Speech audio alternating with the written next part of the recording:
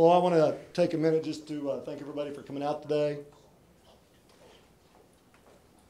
My name is Captain Chris West, and I'm the Public Affairs Commander and Public Information Officer for the Department of Public Safety here in Oklahoma. Again, I want to let everybody know that we're going to videotape this presentation in its entirety. We're going to reformat it when we're finalized here, and we're going to actually load it up to YouTube. We're also going to have some discs that are going to be available to everybody. I believe they're going to be in an MPEG, a motion format on a CD. We'll make those available, as well as a short statement from the department that will be in print and made available to you guys. Following a few comments from myself, the video presentation and analysis will be made by Lieutenant Tim Tipton. After Lieutenant Tipton makes his presentation, we'll be willing to take some questions, provided that they're limited in scope to the October 3rd incident and this presentation that we're having today. I want to take just a minute to let you know why Commissioner Ward and Chief Giot thought it was important for us to have a press briefing on this issue. First of all, as you're well aware, this is an incident that involved one of our troopers that was involved in a previous use of force incident earlier this year. That particular incident garnered a lot of interest from the press and the public, not only here in Oklahoma, but nationally as well. So we thought it was important for that reason. Secondly, the press coverage that followed this October 3rd incident contained a considerable amount of inaccurate information. You're going to see in the video that not only was it inaccurate, but it was at least greatly exaggerated. For example, that Mr. Douglas had been repeatedly beaten by Trooper Martin. They had been beaten with a club 3 to 5 times, including a blow to his back. You're going to see that that's inaccurate. Finally, as a state agency entrusted by the people of the state of Oklahoma, we feel that it's vitally important that the public has access to accurate information. We also believe that it's important to note that within minutes of the incident occurring in Holdenville, the Department of Public Safety was actually notified of the use of force incident. We actually had a trooper at the scene that called a supervisor, so we were actually well aware of what had transpired. Lieutenant Tipton's going to start his portion after I kind of provide some information to set the stage that leads up to the video. On October the 3rd, 2009, at approximately 7:20 p.m., Trooper Tommy Allen observed a 1997 Pontiac Firebird fail to stop at a stop sign. This is a direct violation of state law. The violation occurred on Creek Street westbound, just west of State Highway 48 in the city limits of Holdenville, and just minutes after both Troopers Allen and Troopers Dan Martin had left the Hughes County Jail after they had incarcerated a drunk driver. The driver of the Pontiac, a man identified as Lucas Carson, failed to immediately stop when Trooper Allen activated his emergency lights, and Trooper Allen actually thought he might have a situation where the individual was getting ready to elude. Allen, being concerned about a Ford Bronco that appeared to be traveling with the Pontiac, called Martin on the radio and actually told him to hurry up and come to his location. In fact, when Allen activated the lights and Carson pulled over, the Ford Bronco pulled over and stopped adjacent to the traffic stop along the curb, and again, that gave some concern to Trooper Allen. When Martin arrived, as you'll see in the video, he pulled up in the private drive directly behind Allen's patrol car with his overhead lights on, which in turn activates the in-car video system.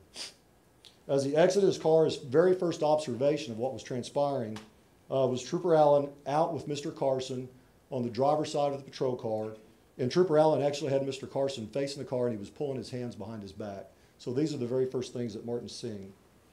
Martin approaches the two, and the very first thing that Trooper Allen says to Trooper Martin, and you'll see this in the video, you'll hear it, he makes some comments about the Ford Bronco. And then after he does that, you're going to hear Trooper Martin in turn make a comment about the Ford Bronco. So they're concerned about what may be going on there. Next, Trooper Allen completes a pat-down to ensure that Carson doesn't possess any weapons, and then he directs Carson to the front seat of his patrol car. At this point, I'm going to turn the presentation over to Lieutenant Tipton, but before I do that, I want to give you a little bit of information about his qualifications as an expert in the use of force. Lieutenant Tipton has been with the department for 21 years next month.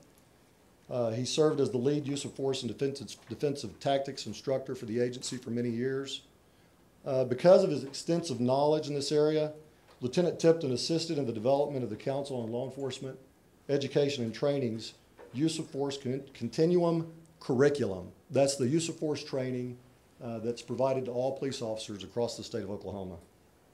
He's been recognized as a use of force expert both by state and federal courts and has been retained to testify in both civil and criminal cases across the country. Most recently, Lieutenant Tipton provided training to officers involved in providing security during the 2009 G20 summit meetings that were conducted in Pittsburgh.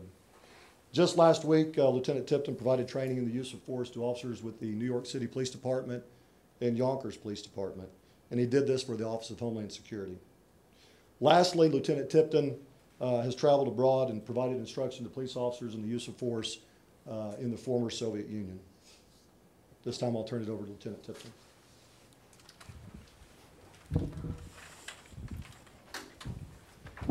Hello. I'm not used to talking in front of a bunch of cameras, so y'all have to bear with me. I do teach a lot, but normally I'm not being recorded this much. So what we wanted to do was, rather than just bring you in and show the video and give the video to you, which we're going to do, we wanted to talk to you about how not only the Highway Patrol, but departments around the country and the courts, how they review use of force for any police officer, state trooper, any law enforcement officer that uses force. So we want to discuss how we review it, how we look at it, how we determine whether or not the amount of force that was used was reasonable, and what the courts say about it. This presentation that I'm going to do, this is not a presentation that I do I've never done it for the media before. I've used it many times in classroom settings. I teach it around the country. So bear with me. I don't want to bore you and get into a bunch of legal jargon, and I'm not a lawyer, so I don't talk that way anyway. But hopefully it'll help you have a better understanding of how we as law enforcement, the rules that we play by anytime we're encountering a use of force type situation.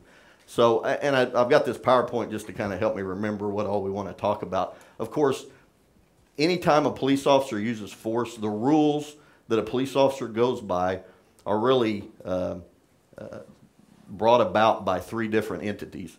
Of course, department policy, the Department of Public Safety, has a use of force policy, just like all police departments around the state are required to do. That policy, after that policy comes the state of Oklahoma state law.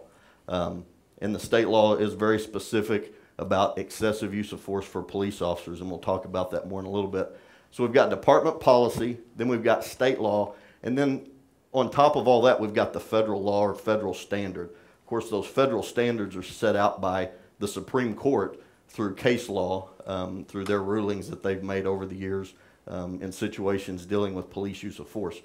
The good thing about the state of Oklahoma, and I feel the Department of Public Safety, is that a department policy could be more restrictive than state law or the federal standard, but of course it couldn't be any more lenient. The state law could be more restrictive than the federal standard, but again, it couldn't be any more lenient. In Oklahoma, we have a situation where the Department of Public Safety's policy follows the federal standard to a T, as well as the state of Oklahoma state law. So you kind of learn one set of rules and you've learned them all. You don't have to learn any different sets of rules here in Oklahoma. So it's a good thing. So those are the governing bodies that tell us, what amounts of force are reasonable and necessary.